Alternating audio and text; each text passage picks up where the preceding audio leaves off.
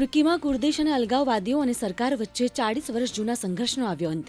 આતંકવાદી સંગઠન કુર્દિસ્તાન workers party PKKના આતંકવાદીઓએ તુર્કી સાથે યુદ્ધ વિરામની કરી જાહેરાત. એક દિવસ પહેલા જ જેલમાં બંધ PKK નેતા અબ્દુલ્લા ઓકલાને સંગઠનને વિસર્જન કરવાનો આપ્યો હતો આદેશ. શનિવારે અમેરિકામાં ફેડેક્સ કાર્ગો પ્લેનના એન્જિન સાથે એક પક્ષી અથડાયું હતું અને તેના કારણે લાગી આગ. ત્યારબાદ વિમાનને ન્યૂ જર્સીના નેવાર્ક એરપોર્ટ પર ઇમરજન્સી લેન્ડિંગ કરાવાયું. આ ઘટનાનો વિડીયો સોશિયલ મીડિયા પર વાયરલ થયો છે.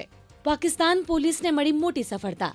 પંજાબ પ્રાંતમાં તહેરીકે તાલિબાનના એક સાથે 20 આતંકવાદીઓની કરાઈ ધરપકડ. તેમની પાસેથી મોટી માત્રામાં વિસ્ફોટકો અને હથિયારો પણ મળી આવ્યા. દક્ષિણ આફ્રિકાએ શાનદાર જીત સાથે સેમીફાઇનલમાં કર્યો પ્રવેશ. જોસ બટલરની કેપ્ટનશીપની વિદાય રહી નીરસ. ચેમ્પિયન્સ ટ્રોફી 2025ની આ મેચ કરાચીના નેશનલ સ્ટેડિયમમાં રમાઈ હતી. રાસી વાન ડેર ડુસેન અને હેનરી ક્લાસેનની અર્ધસદીથી દક્ષિણ આફ્રિકાએ ઇંગ્લેન્ડને 7 વિકેટથી હરાવ્યું.